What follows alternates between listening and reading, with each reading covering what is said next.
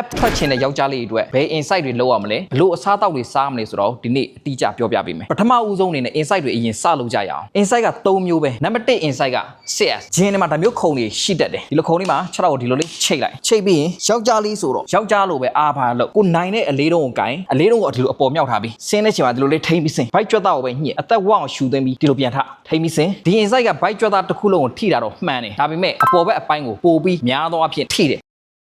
ဒုတိယ insight ကတော့ leverage ဒီပက်ပေါ်မှာကိုယ့်ရဲ့တရောင်စစ်ကိုထောက်ထားလက်ကဒီမှာအားပါကင်တာကြောကုန်းကိုဒီအနောက်ကအပြားလေးပေါ်မှာအားပါကတ်ထားပြီးဘိုက်ကြွက်သားတောက်6တော့ကိုအမြင့်ဆုံးမြောက်နိုင်တယ်လို့မြောက်ထိမ့်ပြီးပြန်ဆင်းအရှိန်နဲ့မလွဲနဲ့ကြောကုန်းဒီမှာလုံးဝကတ်ထားပြီး6တော့ကိုအမြင့်ဆုံးမြောက်ထိမ့်ပြီးပြန်ဆင်းပေးကိုကစားတဲ့ဂျင်မှာဒီလိုမျိုးဆက်မရှိဘူးဆိုရင်အမြင့်တစ်ခုခုဘားဆွဲတဲ့ဟာကြီးတော့ရှိတတ်တယ်အဲဘားဆွဲတဲ့နေရာမှာလက်ကိုဒီလိုလေးတွဲလောင်းချိတ်ကင်တာပြီးရင်ဘိုက်ကြွက်သားတောက်ပြီးဒီလိုလေးမြောက်လို့ရတယ်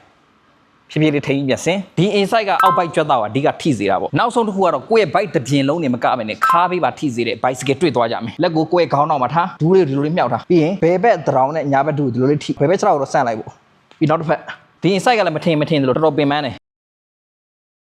အခုပြပေးခဲ့တဲ့ insight 3မျိုးကဘိုက်ကြွက်သားတန်မာဖို့အတွက်ပဲဘိုက်အစီကျဖို့မဟုတ်ဘူးเนาะဒီ insight 3မျိုးကိုတခြား insight တွေနဲ့တွဲလုပ်ချင်တယ်ဆိုရင်2မျိုးလောက်လုပ်လဲရတယ်2ကြော့လောက်လုပ်လဲလုံလောက်တယ်တကယ်လို့ကိုကဘိုက်ကြွက်သားတီးတန့်ကစားချင်တယ်ဆိုရင်ဒီ insight 3မျိုးလုံးကို2ကြော့ကနေ3ကြော့ထိလုပ်လို့ရတယ်အချိန်ကိုတော့ကိုယ့်ရဲ့ body weight နဲ့ပဲလုပ်ရတယ်ဆိုတော့15ချိန်လောက်ထိအနည်းဆုံးလုပ်ပေးတချို့ကဒီလိုဘိုက်လေ့ကျင့်ခန်းတွေကိုအများအားလုပ်တယ်ဒါပေမဲ့ဘိုက်ကြွက်သားမပေါ်ဘူးဆိုတာကိုယ့်ဘိုက်မှာအစီတွေများနေသေးလို့ပဲအပေါ်ရန်အစီလွားဖုံးနေမှာတော့အောက်ကမာဆယ်ဘယ်လိုလုပ်ပြီးကောင်းကောင်းပေါ်နိုင်မှာလဲဆိုတော့အစီများနေတယ်ဆိုရင်အစီချဖို့လိုတယ်ဘလို့ချရမလဲဆိုရင်ဘောက်ကောက်ကိုတပတ်မှာ3ရက်ကနေအများဆုံး9ရက်လုပ်တဲ့အပြင်တစ်နေ့မှာကိုလမ်းလျှောက်တာစတဲ့ကာရီတွေကိုလည်းဖြည့်ဖြည့်ပြီးလှုပ်သွားပေးဖို့လိုတယ်လမ်းမလျှောက်ချင်ဘူးဆိုရင်တော့မှတခြားစပိန်စီးတာတွေကြက်တောင်ရိုက်တာတွေရေကူးတာတွေဘာဖြစ်လှုပ်ပေးဖို့လိုတယ်ကိုက workout လေးလုပ်တယ်ဒီလိုကာရီလေးလှုပ်ပြီးပြီဆိုရင်တော့နောက်ထပ်အရေးကြီးဆုံးကတစ်ခုပဲကြံတော့တယ်အဲ့ဒါအစားအသောက်ကိုယ့်ရဲ့ခန္ဓာကိုယ်ကအစီတွေများနေတာကိုယ့်ရဲ့အစားအသောက်နဲ့လည်းအများကြီးဆိုင်တယ်ကိုအရင်ကပုံမှန်စားနေကြအတိုင်းမစားတော့ဘဲနဲ့ fasting လုပ်တာတွေအစီများတဲ့အစားအစာကိုရှော့ချတာတွေအပြင်စားစားတာတွေကိုရှောင်လိုက်တာတွေကိုဂရုစိုက်ပြီးလုပ်ပေးဖို့လိုတယ်ကိုကထမင်းစားရတာကြိုက်တယ်ဆိုရင်တော့မှကိုစားတဲ့အနက်တိုင်းမှာထမင်းထက်အသားကိုပိုပြီးများများစားပြီးကျန်းမာရေးအတွက်ကောင်းအောင်လေအသီးအရွက်တွေကိုရောင်စုံစားပြီးအဲ့လိုဆိုရင်အစီလဲတိတိတသားကျလာမယ်ဘိုက်ကြွက်သားလဲကောင်းကောင်းကြီးပေါ်လာလိမ့်မယ်ရက်တရာတွင်တီရှာထွေးမယ်ဆိုရင်ခန္ဓာကိုယ်ကအများကြီးအပြောင်းလဲဖြစ်နိုင်တယ်ဆိုတော့ကျွန်တော်ရဲ့100 day body transformation program လေဒီဂျွန်လတစ်လလုံး30ရက်နေ့ထိကိုပုံမှန်စေ